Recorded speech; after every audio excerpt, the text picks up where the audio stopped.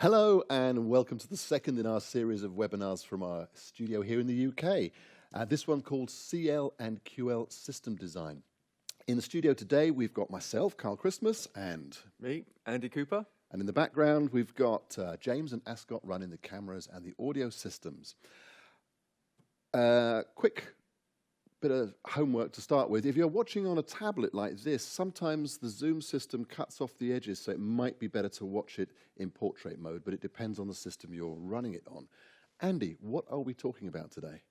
Yeah, let's have a little run through. So we've got a jam-packed webinar today. We're going to start by looking at how to connect iPads, iPhones, computers to run the StageMix, Monitor Mix, and the console editor software. Then we'll swiftly move on to look at how to do live recording with Nuendo Live software on your computer and how to do a virtual sound check. Then we'll have a little change and we shall meet a guy called Harvey Appleton. He is a member of staff at the Sound Foundation Limited, SFL Group. That's a rental company that uses a lot of Yamaha gear and Dante networks in their daily work. Then we'll come back to a bit of tutorial, and you and I, Karl, will be using two consoles in a system, and we shall learn all about gain compensation and how to set up the two consoles to work successfully together. Can't wait. Then we'll finish by using these two network switches on the front desk, and we'll learn how to set up and use Dante primary and secondary networks for redundancy. And I forgot to mention at the beginning is that if you want to come back to all of the tutorials that are being shown in this webinar today and the previous webinars that we've done, they are archived on our Yamaha Corporation YouTube channel, or you can search hashtag Yamaha Audioversity. I don't really know what that means, but all of the content will be able to be revised, or you can share it with friends or colleagues if you want them to catch up on that. Right, what we do today will be online for the future. Exactly, great. Okay, so I think you want to start off by doing a little overview on some IP addresses. Indeed, yeah. Let's have a recap on IP addresses. We talked a little bit about this last time, but let's have a reminder because we're going to be using IP addresses again today. So, IP address. If you're looking at a QL or CL console, you can go to the Setup menu and then the Network menu, and you will find a screen like this. Now, to connect devices that are going to control the mixing desk, we need to use the For Mixer Control tab, as we see highlighted here. And we have to use a static IP address. So we have to configure the IP address that's used by the mixing console. We can see here the default choice is 192.168.0.128. So we're going to be using that. On the back of the mixing desk, then, that corresponds to the port that I've highlighted in the purple color here. So we're not using the Dante ports for this control, we're using the other network port. Back to the IP address network setup, and let's recap about the subnet mask. So the subnet mask determines the size of the network we're dealing with. Now here we see the number 255.255.255.0. Where you see a number 255, that means all the other devices that are going to communicate with this one in the network must have the same number in their IP address. So the first three numbers of the IP address, 192.168.0, must be used by all the other devices. Yep. Then the subnet mask shows a 0 at the end. That's telling us that all the devices must have a different unique number at the end there. So our network, therefore, can have 250 or so devices in it. That's going to be enough for today. Then, gateway address. The default setting here is shown, 192.168.0.1. This is the address we should use for our router, whether it's a Wi-Fi router or access point or a wired router. That's the one we're going to use. It's a gateway from this network to other networks. So when we set up our Wi-Fi router, we need to bear that in mind. So I've done a little setup here using this Apple Airport Express. It's quite easy to set up, and I can make this do DHCP for all my wireless devices while still connecting to the mixer with a static IP address. So DHCP, that means Dynamic Host Control Protocol. You don't have to remember that, Karl. No worries. I won't. No, but the point is that it gives IP addresses automatically to your computer and tablets and so on. Yep. Right? And it gives the IP address in a compatible range, so starting with 192.168.0. We'll see that in the video tutorial that's coming up next. Great. So if you've got any questions, I can see that one or two people have started to find the Q&A section in the Zoom. Feel free to ask questions as we go along. We've got a lot of tutorial to get through in the next hour, and we're limited to 1 hour, so we will try to answer as many questions as we can live. We will then, at the end, if we have too many questions, we will type some answers for you in the Q&A boxes at the end. So we're really trying to squeeze a lot into today. So don't sign out of the webinar too quickly after we finish broadcasting, because we'll carry on typing answers for you. So on that note, shall we start with the first tutorial video? Let's do that. Great. Before we get these lovely devices connected, let's quickly check the IP address of the mixer. Setup menu, network, and you see here, for mixer control, we can see 192.168.0.123. Remember that setting. Now, let's go to the iPad. A wonderful tool for engineers to mix while they're walking around stage or walking amongst the audience. We can have 5 iPads running at the same time with the CL and the QL mixers. Let's see how to set it up. We start in the settings and go to Wi-Fi. Of course, make sure you're connected to the correct Wi-Fi router and click on the information. Now, mine is configured automatically. My Wi-Fi router is acting as a DHCP server. So this IP address has been given automatically to the iPad, and it is in a compatible range. If you see that, 192.168.0.50. So that's all ready. Now we start the CL StageMix.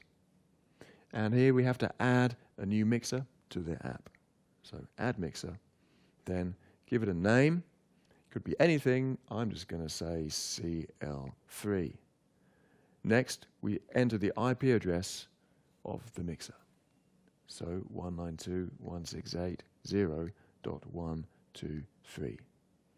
Then we confirm the model of the mixer is a CL3.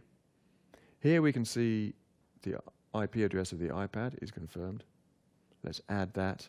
Now we can connect. We just wait a moment while it synchronizes, and there we are, ready to go. Two-way communication. Next, the iPhone. It's a similar setup, being an iOS device. So we start in the settings menu, and we look at the Wi-Fi. And again, I'm in automatic mode with the DHCP server. This has the IP address ending in 51, so we know it's compatible. Now that's done, let's start the Monitor Mix app. Now 10 of these can be working at the same time with this mixer. We see here it's automatically discovered the mixer with the IP address, so we connect to that. Then we choose which mix we want to control. Just one per iPhone. So I'm choosing keys. Done. And by the way, there is an Android app for this also. Now we're connected. Let's confirm, looking at the keys mix here. When I move the keys, more of me. Thank you very much. A little bit less guitar, a little bit less bass, a little bit less drums. You can see how that control is working. Fabulous. Now, the computer and CL editor. We're in the settings, system preferences here. We go to the network and choose Wi-Fi. We're connected to the same Wi-Fi router. If we click on Advanced and then TCP/IP, we can see here the settings. And this has been given the IP address ending in 53. So they're all in a compatible range.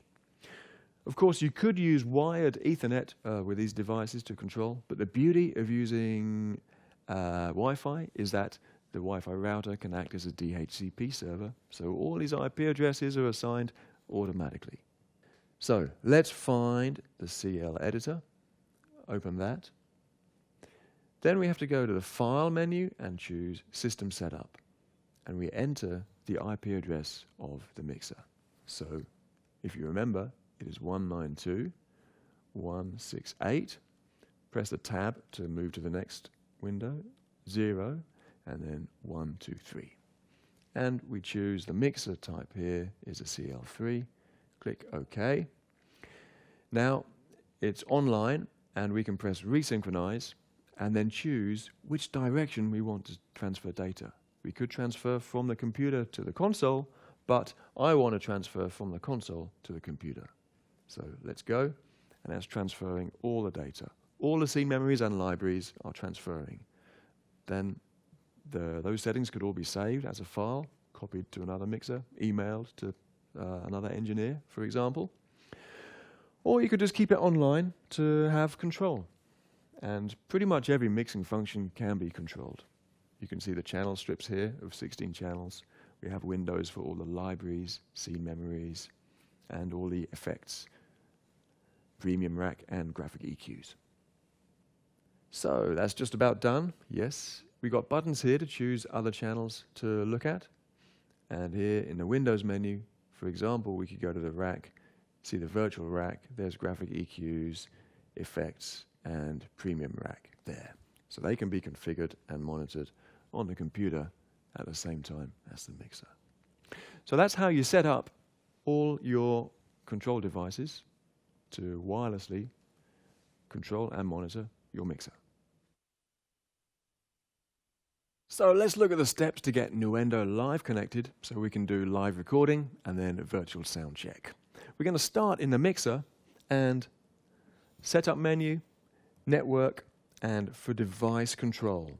Now the IP address here is what we're going to use for the mixing desk to control external devices, including the computer that runs Nuendo Live.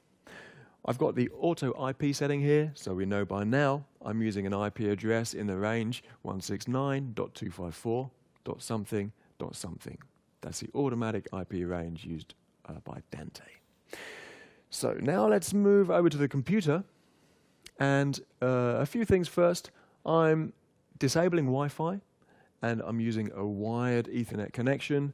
Now you must use a wired connection to do this live recording. It needs that extra bandwidth, and it must be connected to the primary Dante network. If you're in daisy chain mode with your gear, then you can connect it directly to a spare Dante port on the back of the console or an I/O unit. If you're in redundant Dante mode, then you must connect to the primary network, maybe via a network switch. Then I'm recording to a hard drive, so I'm splitting the resource of running the software on the processor in the computer and a separate resource for writing the audio. That's a good thing to do for stability, especially if you want to record for a long time and many tracks. Now, onto the software, and I'm going to open Dante Virtual Sound Card. This is provided, or a license for this software is provided with a console and with the I/O units, or you can purchase it from ordinate.com. Now, when you start it up, there's a few settings. Firstly, how many channels do you want to record? Anything from 2 up to 64. Just choose as many as you need. So I'm going on 32 at the moment. Then, Dante latency. 4, 6, or 10 milliseconds is the choice. I'm just going for the longest latency because that provides the best network stability in case of high bandwidth traffic. So it's a bit of extra latency, but it doesn't matter when you don't have musicians playing live along with the recording. We're not doing overdubs here, we're just recording or just playing back. So that's fine. Next, network interface. Choose the correct one for the wired Ethernet. This one's going through a dongle, because many modern laptops don't have a network port built in. Then we can confirm it's 1 gigabit per second That's essential to have that much speed. And then the IP address is 169.254. We're in the right range. So we start Dante Virtual Sound Card. Now we can open Dante Controller software. And this software we will use to manage all the Dante patching and routing and settings. It's very useful software, free of charge, from Audinate.com. Now, onto the mixing desk, and we're going to mount the computer into the Dante setup here. So I'm going to Dante Setup and Device Mount, choose a blank space, and I'm going to find in the device list, DVS. Then we can go to IO device, and we can go to Dante Patch, but I don't want to patch audio from the mixing desk to the computer. I could do if I want to record direct outputs of channels or mix buses, but actually I want to record directly the inputs from stage. So I need to patch directly from the RIO outputs to the computer. So that's not on the mixer. So I can't do the patching from the mixer screen. I have to do the patching in the software. So what I do is I double click on the computer. That opens up this page, and on the right side I see the devices that can transmit audio to the computer. What I'm going to do is take the first RIO unit, drag it over to channel 1, and it instantly patches the 16 inputs. Then I go to RIO number 2, drag it across to channel 17 there. That instantly patches the other 16 inputs. Now I've got 32 inputs to my computer instantly patched. And we can see the signal present indicators there, so that's all good. Now, before I open Nuendo Live software, I'm going to do some more settings on the mixer. This time I'm going to the Recorder menu over here, and the Nuendo Live tab. This is where I can control the software, but first I need to do a little bit of setup. Nuendo Live Setup. Press that, and I've got to choose which computer I'm going to control. I can only control one, so if I've got many computers in the network, I've got to choose which one. So choose DVS and choose the one. There's another option here, specified IP address. We would need to use that if we're using software other than Dante Virtual Sound Card. Now there is some Dante PCIe cards, for example. There you'd need to set them up manually. But DVS we can quickly do there. So now that's already recognized my computer. Now I'm going to start Nuendo Live. And when I do, all of the channel names and colors are going to be transferred to the Nuendo Live project. So I don't need to type in all the names. So I go down here, start Nuendo Live. Yes, start. And then wait a moment. Here it is. Now, before I open a new project, I'm just going to quickly look at the settings here. So to confirm, the driver is Dante Virtual Sound Card. There's a control panel there to choose your buffer size. I would recommend choosing something medium to large. Larger will have more latency, but more stability for the computer. Then you can choose the sample rate. Obviously, that needs to match that of the console, 48 kilohertz here. And then you've got a pre-record time. Now, Nuendo Live is pretty clever. It will start recording before you tell it to. I've got a 10-second buffer there. You can set it up to 60 seconds. So if you're a little bit late starting record, doesn't matter. It will capture the sound for you in advance. Brilliant. So that's done. And now we're going to open a new project. And you just got to choose where you want to store the project. Yeah, I want to use my external drive. Open. Here's a new project, and here we can see all the channel names and colors are matching the console. Here are the level meters. I don't need to see them now, but I can see all the channel names and colors there. Wonderful. Over here, I have all the control information. I've got level meters, so when I start recording, I'll see all the levels there. I've got the transport controls here. I've got project time here, and I can choose between recording time available or current recording, and those numbers I can actually see up here as well in the recording panel. You can see there how much time you got available on your disk. another thing here, recall link. If you select that, then every time you recall a scene, it's going to write a marker to your project with that scene's name. So that's a very useful tip.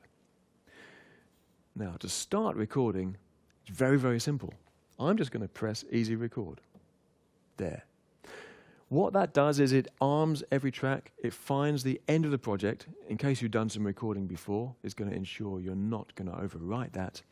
And then it starts recording. You can see there, it's in red. You've got level meters on the screen there. We've got the level meters here. We can see it's recording. Also, it's locked the computer and the screen. So I can't just stop recording. I can't just stop recording. It keeps on going. It's locked for safety. If I want to unlock it and stop recording, then I have to press and hold here the record unlock button. So I do that. It's unlocked. Now I can stop it either from the screen or from the computer.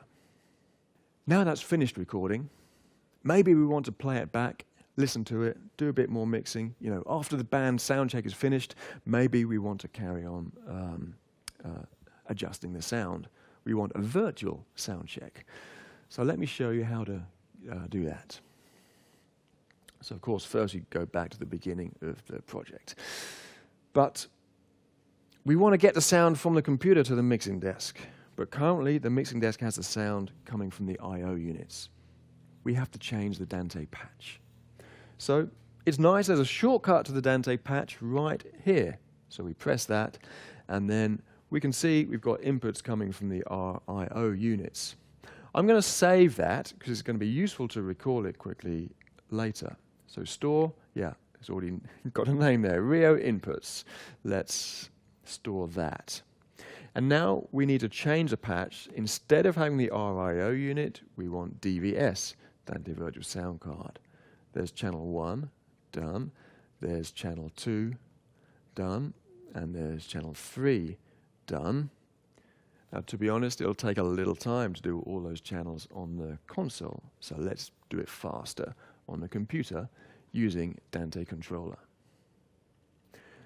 We find the mixing desk and we drag the MacBook over there to input 1, and it instantly patches the 32 channels.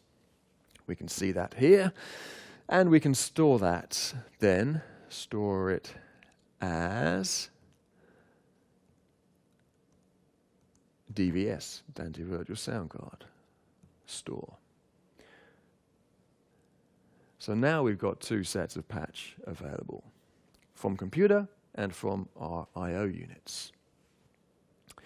So on the computer, if I just unarm the tracks like that, then let's go back to the recorder here, and we can press play, and we can play back the sound from the computer, as we can hear there. So now we can do editing and so on, and we can store the scenes.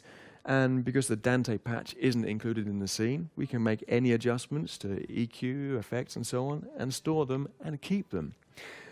Then when you finish your virtual sound check, obviously stop the playback and go to your Dante input patch. And don't forget to go back to having your inputs from your RIO units so you're ready for the gig. Great. There we are. Before I go into the Q&As, can you just remind us of the software that you need to download to run all this? Yeah, there's a few bits of software, isn't there? If you have a look at my computer screen, then we can see, of course, we need to download Nuendo Live, and there's a version 2 of Nuendo Live now. So Nuendo Live is provided with each mixing console purchase, but you can download or purchase additional versions of that. So you need Nuendo Live from steinberg.net. Then from the yamaha.com/pro audio site, that's where we can download the console editor software. But also we need to download the Yamaha console extension file that we can see towards the bottom of the screen there. That will allow the channel names and colors to be transferred from the console to Nuendo Live. So that's an essential little bit. And then, of course, you need Dante Virtual Sound Card and Dante Controller from Ordinate.com. they are both, no, they are not both free. Dante Controller is free. Dante Virtual Sound Card. You get a license with each Dante device in the system, or you need to purchase a license. Great. Just come up on some of these questions. Dimitri will answer your question about redundancy when we cover the redundancy bit at the end. Joe, I'll email you because you're having trouble setting up some system problems. So I'll get some more details from you and we'll answer you afterwards. Brian, yes, there is a 720p version of this video that will be uploaded onto YouTube very shortly. And is the editor file, Thomas is asking, made on CL3? Can it open on a CL5? Yes, any of the QL-CL series can open editor files from each other. The limitation will be the specifications of the desk as to what parameters it will be able to use.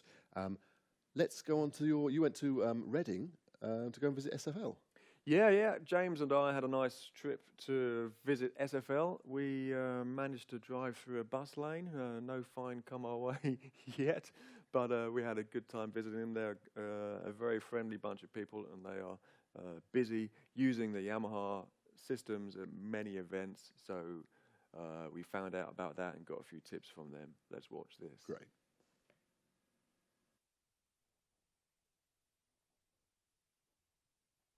So today I've been invited to SFL warehouse in Reading, and I'm with Harvey Appleton. Thanks for inviting us here, Harvey. Now, I know SFL has grown a lot in recent years, hasn't it? Could you give us a quick overview of the company? Yeah, of course. SFL provide audio, lighting, video, and set solutions for live events and sales and installations. Anything from small to large venues, houses of worship, music and corporate events. We're also proud to be the preferred AV partner for the Royal Albert Hall, where we recently completed the world's largest single-room loudspeaker installation. We provide a huge kind of service to our clients and a lot of focus on long-term development of relationships and added value. Yeah, that's really exciting projects you've done recently. Yeah. And today there's some events which are being set up using a QL mixer. This one is going to be disappearing later, isn't it? Very shortly, yep. Yeah. When did the company start using Yamaha CL and QL mixers? We were actually one of the first in the UK, if not the first, to adopt the CL range back in 2014. I myself have been using them about 4 or 5 years, and since then we, as SFL, have been using them for a huge variety of events. They're really adaptable, so for corporate events, Dan Dugan Auto Mixer in it is a complete lifesaver, especially when you've got a lot of open tie mics or headsets. But they're also really great music consoles for engineers to walk up to without much minimal or no training to use and get on with, and everyone's very familiar with Yamaha. So they've been really great for us here at SFL. That's really good to hear. And were they the first Dante products that SFL started using? Yes, I think probably they were, alongside the kind of the MY Dante cards. Actually, they've been great as well, because we've put those in some of our older Yamaha consoles, the M7s, the LS9s, and it's kind of given them a new lease of life, almost part of Dante networks. So that's been really helpful. Yeah, that's good to hear. So what other Dante devices are you regularly using in the same systems with the QL and CL consoles? Yeah, we regularly use Yamaha Rios as our input-output devices, but we also use D&B DS10s to get AES in and out very easily. Ordinate's Avio adapters are really great ways of getting small amounts of I/O to various places using power over Ethernet. We find that Dante Virtual Sound Card is really helpful to do a bit of playback or multi-track recording very easily. And also doing RF integration, so Shure or Sennheiser. It's a really great way of seeing on the console live the RF data over Dante, as well as being a lifesaver for a lot of our engineers. Yeah, okay. It really broadens the scope, doesn't it, of what you can do with a system? Yes. Particularly if there's just one person managing the whole system. Mm. So was it, do you think, a difficult transition to get the operators to learn about Dante and audio networking? Not particularly difficult. It's different to other protocols that are out there, so there is a little bit of a learning curve, but we instantly saw the advantages of Dante, the ability to multi-track record from a Dante network with very, just a cheap bit of software rather than having to have any expensive hardware was brilliant. Sharing inputs across a network, consoles sharing sources was great. So there's a little bit of training to move from traditional methods to Dante, but nothing too drastic, and everyone's loving it. So good, great to hear. Yeah. So you've been involved in some quite large systems. What's the scope of the kind of biggest network you've had to make? Probably one of the biggest ones was a New Year's up in Scotland. So I was working with FE Live, who are part of SFL Group, so they're based in Scotland. We had Alicia Dixon headlining. It's called Hogmanay, which was live to 4 million people at New Year on BBC One, Scotland. And it was a big Dante network. We had 5 audio consoles, one of which was a PM7. The rest were all Yamaha as well. We had 256 channels of MADI conversion, all with Yamaha Ramios, all clocked back to the broadcast truck. So that was really helpful to keep it all synced in. Yeah. A lot of channels, so 224 channels of Rio conversion, Rapio conversion. I think the Dante network looked at something like 970 meg of audio traffic flowing around the network at any one point. So it was quite a large system. Yeah, okay. Have you got any tips then for managing such a network? Whenever I come across Dante systems and there's problems involved, it's usually quite simple problems that have occurred. So things like people bridging primary and secondary networks through redundant or daisy chain mode being set up incorrectly. So simply before I adopt a device into a network, I'll make sure that it's set to be daisy chain or redundant appropriately. Just keeping an eye on what I'm doing with patching, so making sure that the right thing is being patched in the right place. And also the typical one as well is managed switches, making sure they're configured correctly. So keeping an eye on that, and if you're not confident with that, then sometimes using unmanaged or pre-configured switches such as the Yamaha SWP would be a better way before you learn more of the advanced stuff with level 1 or level 2. Right, yeah. Let's just take a quick look in here, because I think you are using Dante redundancy in most of your systems, yeah? Yes. Is that right? Yes. So I guess you choose to do that just for security and safety. Yes. I'm curious though, how many times have you actually needed that secondary network? Only for peace of mind. I don't think I've ever had it happen to me where it's ever fallen over onto the secondary network. It's really great to have it though, in case someone accidentally pulls out the wrong cable or a cable breaks or something like that. That peace of mind knowing that there's a secondary network there for fallover purposes. But yeah, it's never actually happened to me, thankfully. But that's a relief to hear. Yeah, yeah. So often you're constructing Dante networks with 2 or more Yamaha CL or QL consoles in it. Yes. I'm interested to hear your experience of when there's 2 engineers or more sharing the same RIO units or sharing the same mic preamps. How you manage that? Yes. Particularly when we're sharing inputs across RIOs, the importance is knowing and trusting the engineer on the other side. So sometimes we will use gain compensation to keep track of levels and making sure that any adjustments aren't affecting the other person, but equally keeping control of the preamp. But if you can trust your engineer, sometimes we don't always use gain compensation, but understanding we're working to the same gain structure is quite fundamental to that. But it's a really great way of, particularly if the client isn't able to afford a passive split system, then it's still a really great way of sharing inputs and using gain compensation to help solve problems with that. Right. And I believe you're using Dante Virtual Sound Card quite a lot on a computer for multi-track recording, right?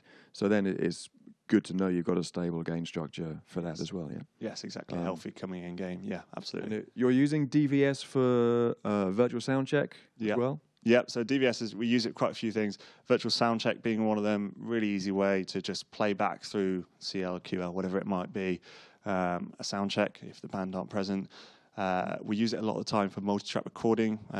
So we use it in the summer and lots of festivals where people want to take a split of the inputs for perhaps their live album recording. It's a really easy way for them to then take that. And if they sometimes turn up with PCIe or Focusrite, RedNet stuff with primary and secondary, so they can get a fully redundant backup recording on DVS. Other times, we use it for playback, maybe of multi-channel audio or stings from QLab or something like that. So it's a really helpful bit of software. Great. It sounds like you've got a really versatile array of uses for it too. Yeah, that's good to hear. Another project I know you're involved in includes the Dante software, Dante Domain Manager, right? Could you tell us a little bit about that? I think there's something in the rack behind me that you've constructed. Yeah, so as SFL, we've been adopting Dante Domain Manager and popping it in with lots of our larger installations. It's a really helpful bit of software that can help improve the security of a Dante network. So it gives you an audit trail, kind of like a log of what changes are made to the network, whether devices have gone offline, come back online, helps keep things secure. So you might have to log in order to see certain Dante devices and make changes to them. And with that, you can provide granular levels of control. So some people can make some changes, other people can make lots more changes. So at SFL, we've actually built a network management server, which is kind of a computer and a router all built into one that provides that server and that facility to do all of that all in one U. And it's a really great bit of kit that we've installed in several places to keep control of the network through Dante Domain Manager. That sounds awesome. And when it's installed in a fixed place, I believe you can monitor it remotely, yeah, or for troubleshooting. Yeah, so one of the things we're looking at introducing is the idea of remote support in that way. So we've had clients before where they might have had problems with the Dante network, and actually we've diagnosed it sooner than they've managed to on site because we can remotely log into our server, keep an eye on what's happening on Dante Controller or Dante Domain Manager, and give them some helpful feedback as to how they might be able to fix any issues with their system. So it's one of the things we've sort of been trialing recently, and it's looking really promising with the future of where that's going. So, that's great to hear. One last question about your use of Yamaha CL and QR consoles. I believe you use quite a lot of the iOS apps and so on. Yes. iPad app, StageMix, and even the Monitor Mix app for the phones. Could you just describe a little bit about how you're using them? Yeah, of course. Yeah, so the CL and QR StageMix apps have been really helpful on some sites where maybe the console has been behind the set. If it's a large corporate event or something like that, we've been able to give StageMix apps to several engineers. At times we've had 5 or 6 engineers all running the same software, which means they can walk around breakout rooms and adjust levels correspondingly, see RF control data come in so they can see when a battery's getting low or anything like that. So the StageMix app has been really helpful for that. Similarly, the Monitor Mix app, we've got events coming up soon where some of the band are on wireless ears, but they want to still be able to tweak some of their own in-ear mixes because there isn't a monitor engineer. So the StageMix app is going to be really helpful for that, as well as the Monitor Mix app on the iPhone, so that the musicians can tweak their own ears. It's been really invaluable for us, actually. Oh, that's great to hear. Finally, any advice you'd like to give to a sound engineer who may be using a QL or CL system with a Dante network for the first time? Oh, good question. I think it's very easy to use once you walk up to it, particularly if you've used any Yamaha stuff before. It will feel quite natural. The interface is very similar to older consoles, which is a great way in which they've built that on top of an existing success. But using the custom fader layers is a really helpful way of popping things like we have here, DCAs next to inputs and master faders is a really great way of having everything on one page. Saves you jumping around too much. But also user-defined keys are a really great way to move between the console pages quickly. But the key bit of advice I'd suggest is Dante is the thing that you need to get right to begin with. So having something like level 1 or ideally level 2 before you start would be really helpful. Okay, yeah, great bits of advice. So yeah, those Dante trainings are available on ordinate.com, aren't they, where engineers can go. Harvey, it's been wonderful spending time with you today. Thanks for inviting us here. I know you've got a busy summer ahead. I hope it all goes very well. Thanks a lot. Cheers. So you finally got out of the office.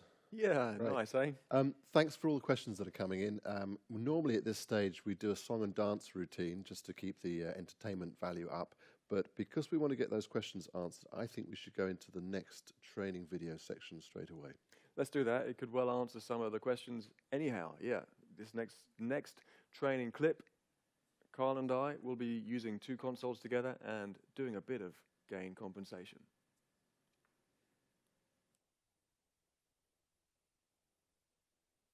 So, Karl, thanks for joining me. Thank you. I won't ask why you were late. I was in the green room ordering a pizza.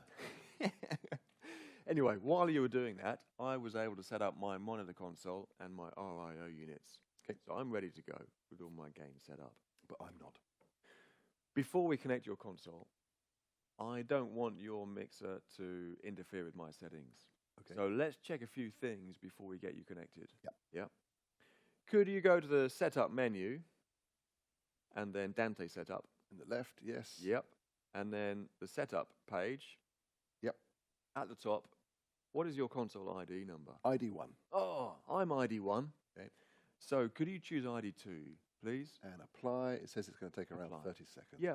So while that's happening, let me explain. So the guy with console ID 1 sets the sample rate and latencies for the RIO units. Okay? Yep. So I'm going to be the master for that. Okay. ID number 2, 3, or 4, they will have Dante patch by, if you see in the bottom left, set by Dante controller. Yes. So only the ID 1 has Dante patch by this console set by default. So we'll keep yours off for now because otherwise, when we connect your console, it would rewrite the patching that I've done for the outputs. We don't want that. Or I don't want that. No, I don't want you upset. Thank you for your consideration. Next, let's go to the device mount. At the bottom Yep, of the page, at the bottom. yes. Yep, and you can see there's 3 virtual devices Yes. there. We're going to clear them. So see the clear all at the top? Yep. Press that. Okay. They're gone. Yeah. So if we didn't do that, when we connected to your console, it would reset all the gains that I'd already made. Okay. Yeah. So we've cleared all that. Now we're ready to connect your console to the Dante network. While I do that, perhaps you could look in the word clock menu. Okay, So that's back in the setup setup. and word clock. Tell me Word what you clock on see. the left, and it says Dante 48K. Okay, that's perfect. That's the default setting, and that's going to be fine. Great. It's the same setting I've got, and it's going to make things work perfectly. Great. Now you're connected. Let's go back to the Dante setup menu. In the setup menu on And the that left. device mount page. Yes. Then press box number 1, Okay. and then go to the online device list. I can see 2 Rios. Excellent. So choose the first one. Yep. And mount it. Okay. And there it's appeared. Yep. And then Connected. box number 2, online device list. Choose the second RIO unit. And that's now connected. Okay. Yeah. Wonderful. Next, let's take a quick look in Remote HA Assign, the tab at the bottom, There we go. and you see the 2 RIO units there. Yep, they're there. So that confirms you have control of their input gains. Great. Okay. What you don't see is you don't see a with recall highlight, No. which I have, no. So we'll keep it like that. With recall means that when you recall a scene memory, your console will set the gains that are stored in the scene. So in this case, you're doing So that. I will do that. Yep. So I don't want you to then overwrite the gains again with your scene recalls. Great. Yeah. Right. So we are safe to get started. Let's close that Dante setup, and we're going to go to the I/O device menu. On See the on the right-hand right? side. Yeah. Yes. And at the top, make sure we're choosing Dante patch. Okay. And we can see the devices Yep. there. I've got Now, if you touch the device number 1, it will open up a yellow box. Yes. And all I can see is question marks. Okay, that's because I have patched outputs from my console to the outputs of the RIO unit. Okay, and your console does not know what my console is doing. Okay. We could fix that though. Great. Shall we? Yep. So close that yellow box. Top right, Dante setup shortcut. Press that. And then we are going back to device mount. And then device number 3, you can select the online device list and choose my console. I can see it there at the top, At the same time, I will choose your console. and it's connected. Now we'll be able to see what each other's patching is. So let's go back to where we were. The I/O device menu. Yep. The Dante patch tab at the Yes. top, and then choose device number 1. I can see now the QL. Now, yeah, you can see my patching. Close device number 1, and then choose device number 2. And it's outputs 9, 10, 11, 12. Or QL channels 9, 10, 11, 12. Yeah, okay. And then there's a few spare outputs. Yeah. Let me do a patch for you so you can have some outputs from your console. So I'm going to use Dante controller for that. So I open CL3 and no, I don't want that. I want the second RIO unit, and I'm going to patch to it some outputs from CL3. So I'm taking Dante outputs 25 and 26, moving them to 7 and 8, and you should see that writing on your console. It popped up on the screen. Yeah, wonderful. You're set up for your outputs. Great. But still, you're not receiving the Dante inputs. You have control, but you're not receiving the audio. Let me do the patching for you. Again, I'll use Dante controller. So now I choose the CL3. And on the right side here, I can just drag and drop Rio number 1 there and RIO number 2 there. Now you should have 18 channels of I've audio got coming in. metering coming up on the desk. Wonderful. So select channel 1 and press the gain encoder, and Yep. then that should show the selected channel on the screen. Yep. Yep. Now, if you touch the A gain setting there, then it will open up the gain tab. Yes. Yep. On the left, you can see A gain. Yep. On the right, you can see D gain. So, A gain, watch it while I adjust. Can you see it going down? Yes. Yep. And you can see it going up. Yes. When it goes up, the level meters all change. Yep. Yep. Now, you can move it back down with your analog gain adjustment, and I can watch it changing. We are sharing that A gain control. That is the gain of the inputs of the RIO unit. Okay. So that is shared. On the right side, we have D gain. That's independent. Your D gain is in your console, mine is in my console. So I can make an adjustment without affecting you. You can make an adjustment without affecting me. So typically a monitor engineer wants a lower gain than a front of house engineer. So I can reduce mine by 3 dB or so. Mm-hmm. Yeah. Right. So our workflow should be then, we set the analog gain during a sound check. Yep. Then from then on, we use D gain to make any adjustments. Okay? Yep. But maybe to avoid any mistake, in case we move an analog gain in error, or then we've got this gain compensation button. Okay. Okay.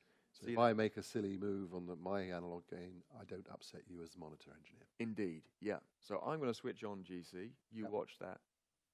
Yep, it's on. Gone blue. Yeah. You can switch it on and off. I can switch it on and off. It's a shared function. It's in the I/O unit. Now, also, you see a little blue triangle next to the A gain. Oh, yes. Yeah. So that shows you the starting point. So if I change the A gain now, you can see it's increasing, but the level meters on the right are not changing. So the gain compensation is keeping a stable level for us both. Okay, great. So you increased the gain, but it didn't change the levels on my console. That's right. And you still have gain control as well. You can adjust the analog gain, and it won't change the levels. Perfect. Okay, so we are all safe.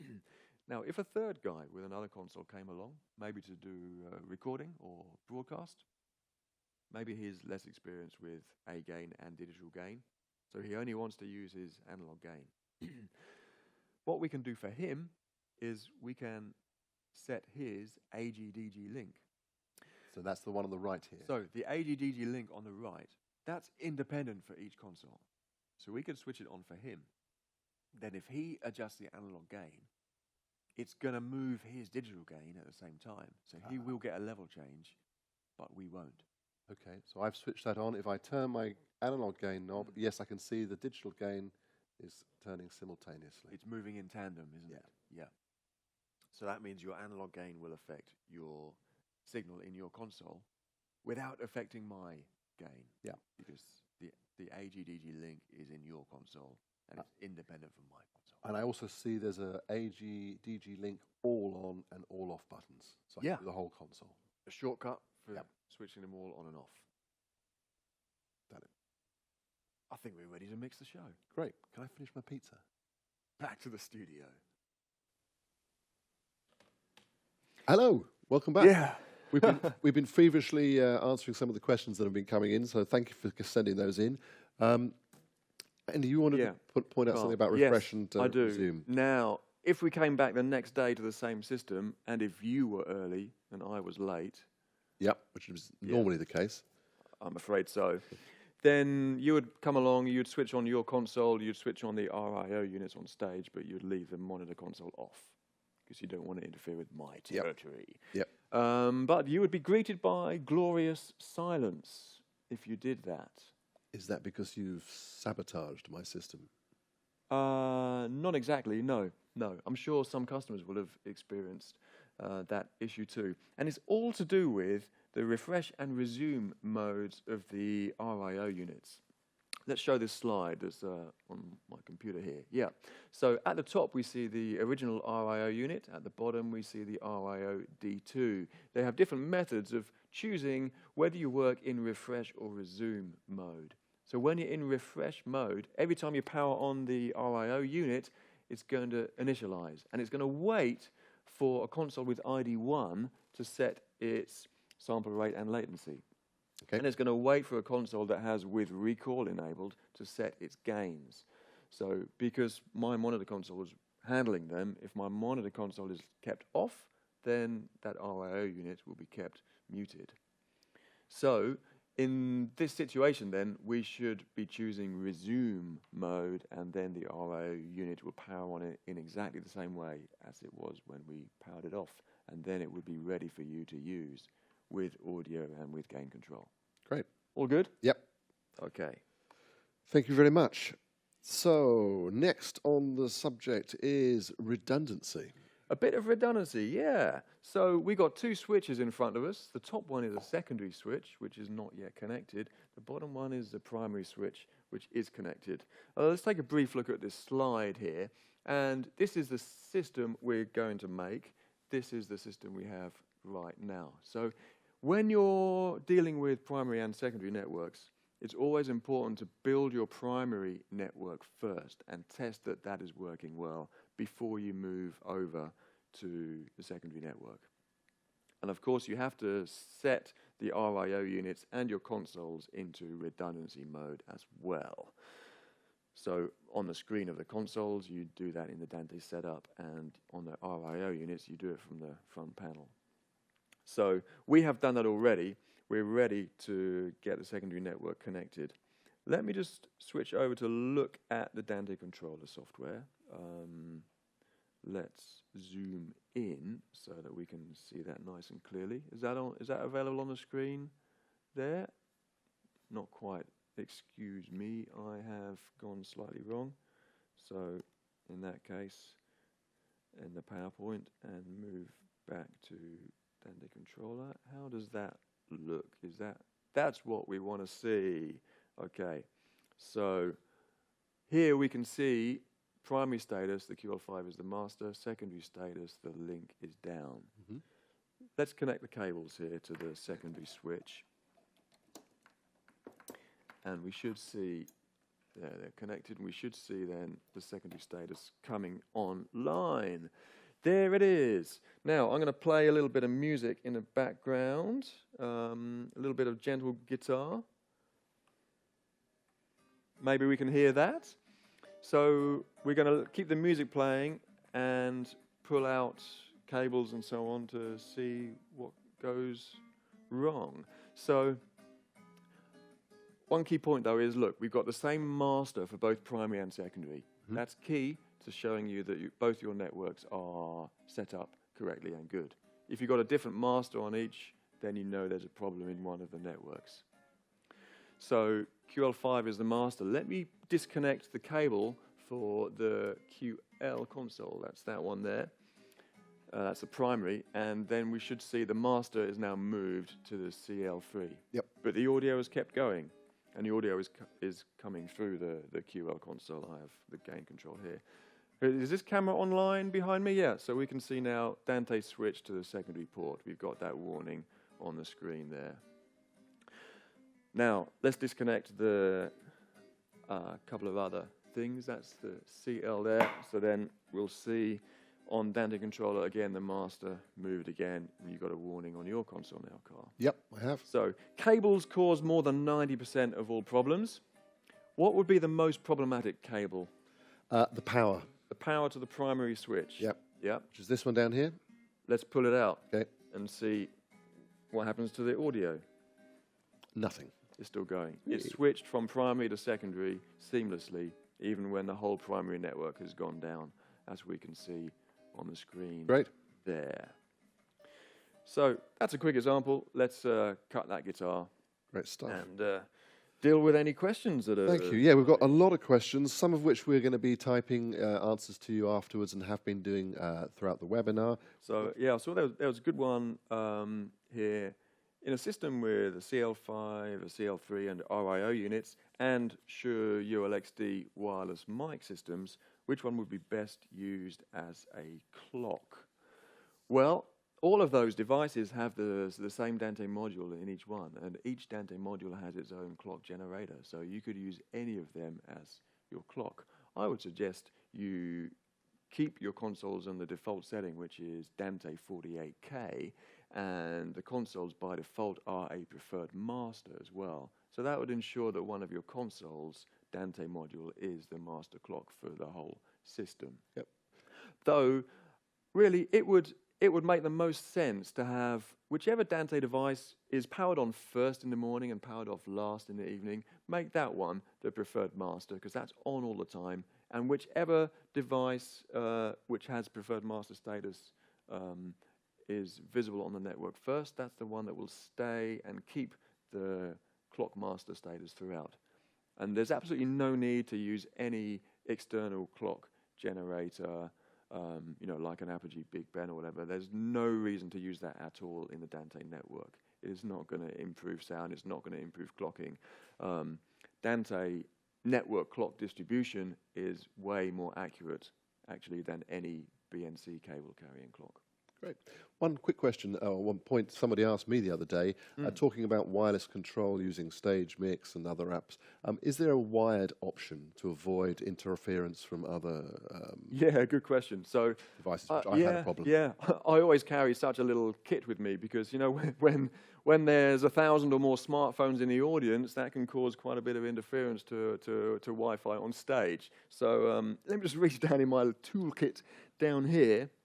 I got this little system. So lightning to the iPad, or indeed iPhone, lightning to USB, and then a powered cable. So you need power, and then USB to Ethernet. So this eventually gives you the iPad connection to Ethernet, and then a cable straight to the back of the mixer or to your network switch. We're limited in time now, so the question that Dimitri asked was, can I use 2 LAN cards, internal and external, on my laptop to use it redundant mode? That's exactly what we've done here. Just one of the LAN cards in this case was a Wi-Fi card, but yeah, you can use 2 wired ones. Yes, that's for Dante controller. For Dante virtual sound card, with audio, that only works on the primary network. Okay, another question came in relation to the previous section on gain sharing. Yeah. So just to clarify, is there a way for front of house to be able to control a gain independently from, say, monitors and broadcast? No. Right. Unless they use completely separate RIO units. Because the gain is inside the RIO unit. So if the RIO unit is shared, then you have to share the A gain. Okay, similar topic. When you are adjusting the analog gain with gain compensation on, what is changing? The preamp in the Rio or the gain just for you on the console? Yeah, that's a good question. It's the preamp in the Rio that is changing. So the A gain is in the RIO. The gain compensation is in the RIO unit. That's a digital makeup gain that automatically occurs. If you want a level change in your console but not in any other consoles, then you've got to use the D gain, digital gain.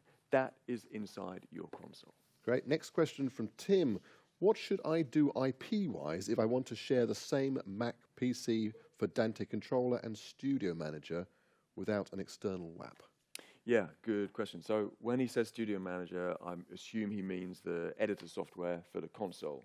So in the past, we called it Studio Manager for older consoles, but consoles with a network connection, we call it the editor software. Anyway, yes, to do that, the easiest, simplest solution really is to use two different network connections on your computer. So use the wired one, let's say for Dante, with an auto IP address range, 169.254.something, and then either use Wi-Fi or use a USB to Ethernet adapter for the CL editor software with a fixed IP address, 192.168.0.something. Great. That's my advice. I think we've just got time for one more question. Okay. This is about naming conventions. What are the device naming conventions for Yamaha devices in a Dante controller? Multiple Yamaha consoles, Rios in multiple locations, all sharing a common network, require changing device names in Dante controller for clarity. Yeah. Understood. What info is required? Yeah. Let's have a quick look at Dante controller again then on the screen, and we can see here these names.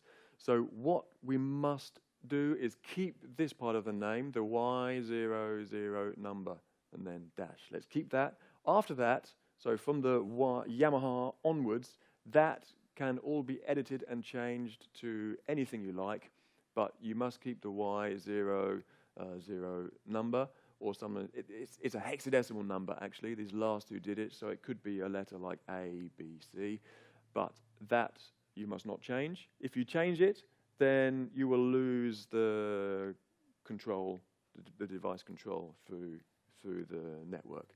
So keep that Y0. And lose your reputation. Potentially. Perhaps. Yeah. So I'd like to thank you and thank Andy for putting this together. So again, these webinars will be hosted on our YouTube site, but there's further information available on, of course, on our Yamaha Pro Audio websites around the world. If you have any other questions, please get in touch with your local distributor, and we will be spending the next 10 minutes trying to type answers for the remaining questions, but we're going to run out of broadcast time any second now. So thanks again for watching. Thanks for sticking with us. See you again soon.